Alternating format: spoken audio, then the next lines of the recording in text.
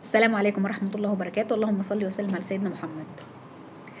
أنا عايزة أفهم إن هو ليه بعض الستات بتتعامل مع الكوافير على إنه هو دكتور، وبعض الكوافيرات الكوافير الراجل ما اسمهاش كوافيرات، اسمها ايه مش مهم يعني. الراجل الكوافير بتاع السيدات برضو بيتعامل على مع الست، يعني على إنه هو يعني محرم مثلا. يعني هفهمكم قصدي ايه. كنت في مرة في كوافير أنا ومعايا أختي يعني. المهم إيه، الكوافير ده صاحبته واحدة ست، وجوزها بيبقى معاها ساعات بس مش دايما. المهم يعني إيه، المفروض إن الست دي بتشتغل للسيدات، ولما بيكون في ناس عادي مش محجبات فالراجل ده هو بيصبغ لهم بقى ويعمل لهم مش عارفة إيه والكلام ده. بس في مكان للمخصص للمحجبات زي أوضة كده يعني. فالمهم ونادرا اصلا لما كنا نلاقي الراجل دوت، وانا لما بصراحه لما كنت بروح الاقيه ما كنتش بخش يعني. المهم يعني ايام ما كنت بروح يعني. ففي مره كان ايام عيد يعني والدنيا زحمه وكده يعني. فالمهم ايه، دخلنا لقينا الست دي ومعاها بنتين تاني، والدنيا كلها ستات في ستات يعني حلو زي الفل. فالمهم واحده داخله محجبه زينا عادي، واحنا داخلين قاعدين بحجابنا عادي.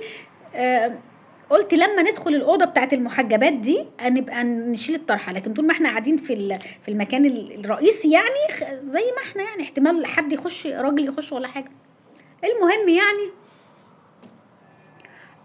احنا قاعدين في المكان ده، وواحده ست محجبه داخله حجاب كده وزي الفل. فبعدين جوز الست اللي هي بتاعت الكوافير دخلت، اللي هو بيعمل معاها يعني بيشتغل معاها، حلو ماليش دعوه بقى.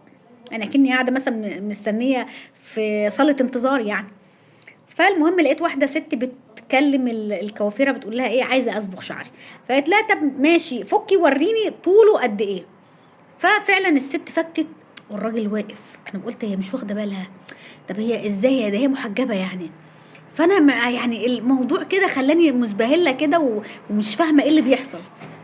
المهم ايه، فقلت لها تمام ده يتكلف كذا، انا عايزاه لون ايه، طب عايزاه لون كذا معرفش ايه. طيب اكتشفت كمان بقى اللي هيصبغ اصلا شعرها الراجل بقى. ف يعني طب انت وهو عادي وهي عادي الست عادي، هو انت مش محجبه راح الراجل يصبغ لك شعرك ازاي؟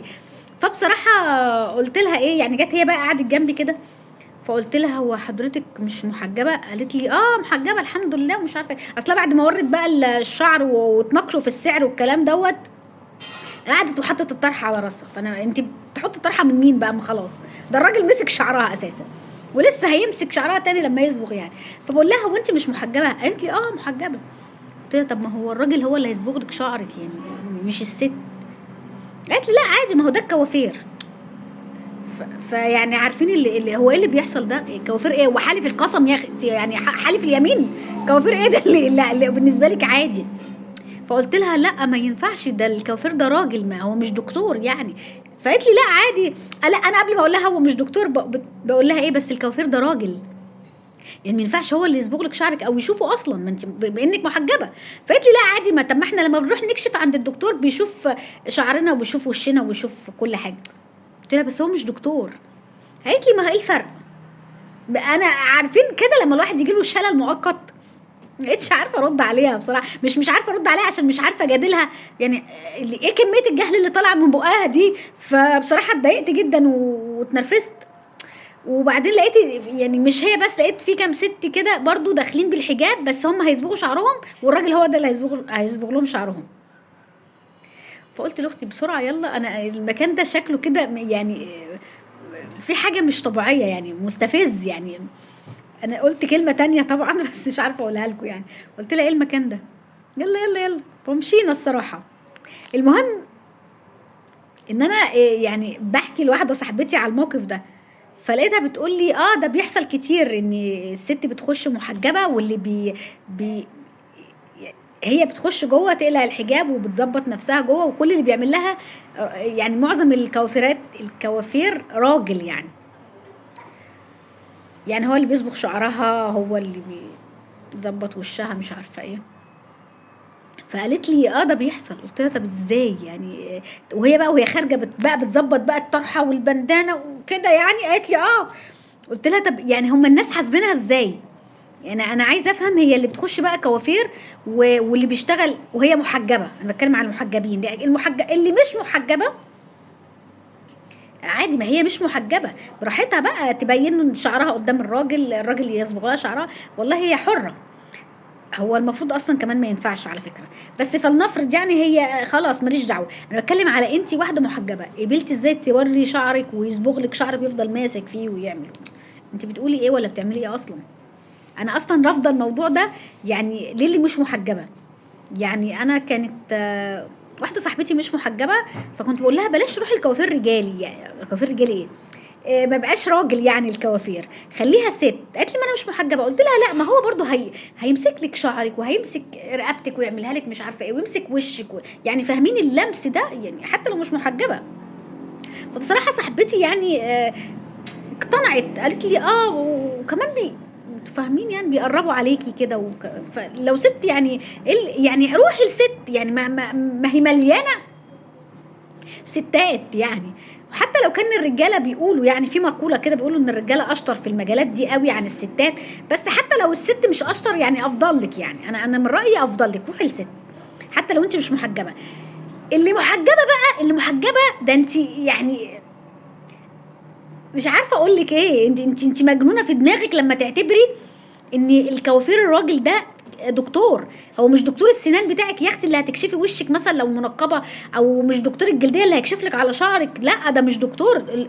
الكوافير ده راجل زي الراجل اللي انت ماشي في الشارع دوت، وانت ما رضيتيش تكشفي شعرك قدامه وقلتي لا انا هبقى محجبه كده وهنزل الشارع محجبه. هو نفس الراجل ده اللي ماشي في الشارع واللي راكب معاكي المواصلات واللي ساكن في البلكونه اللي قدامك، وانت لما بتطلعي تنشري بتلبسي الخمار. يعني فاهمين؟ ف ليه حاطين الكوافير في حته تانية؟ الراجل يعني ان يشوف شعرها ويلمسه ويقعد. انت انا عايزه اقول كلمه يعني معلش، انت عبيطه يعني. انت اللي بتعمل كده دي عبيطه يعني، او اللي فاهمه ان عادي ده الكوافير ان هو يلمس شعره ويمسكه ويصبغه. بصوا الموضوع غريب مستفز. فلكل واحده مثلا هتشوف الفيديو ده مثلا يعني وهي مش واخده بالها، مش واخده بالها ان ما ينفعش ان الكوافير الراجل دوت يشوف شعرك او يقعد يلمس فيك شعرك وفي وشك ومش عارفه ايه. لكل واحده بقى يعني مش واخده بالها، لا خدي بالك ده حرام، ده كده حرام. وانت كده شلتي الحجاب بالنسبه للوقت ده، انت كده كنت في الوقت ده مش محجبه سعادتك يعني. وبالنسبه برضو للناس اللي بتعملها وفاكراه ان ده دكتور يعني او حاطاه في مقام الدكتور اللي حالف القسم فانها يشوف شعرها، لا لا. وبالنسبه للناس اللي بتستعبط، لا بصي هي انت في اي حاجه من الحاجات دي ما ينفعش، ما ينفعش. فانا بقول لك اهو يعني نصيحه لوجه الله، اعتبريه راجل من اللي راكب معاك المواصلات ولا اللي ماشي في الشارع ولا الكلام ده. هو مش دكتور حبيبتي. ربنا يهدينا، ربنا يهدينا يا رب ويهدي اولادنا يا رب. اللهم امين يا رب العالمين. ربنا يثبتنا على ديننا، ربنا يحسن ختامنا جميعا. اللهم امين يا رب العالمين. ربنا يشفي كل مريض ويعافي كل مبتلى. اللهم امين يا رب العالمين. ربنا يسدد كل دين كل مديون. اللهم بلغنا رمضان، رمضان على ابواب وانا مبسوطه قوي شم ريحته كده. اللهم بلغنا رمضان، امين يا رب العالمين. اللهم عمر غزه باهلها، امين يا رب العالمين. اللهم انصر كل المستضعفين على وجه الارض. وصلى الله وسلم على سيدنا محمد وعلى اله وصحبه اجمعين، والسلام عليكم ورحمه الله وبركاته.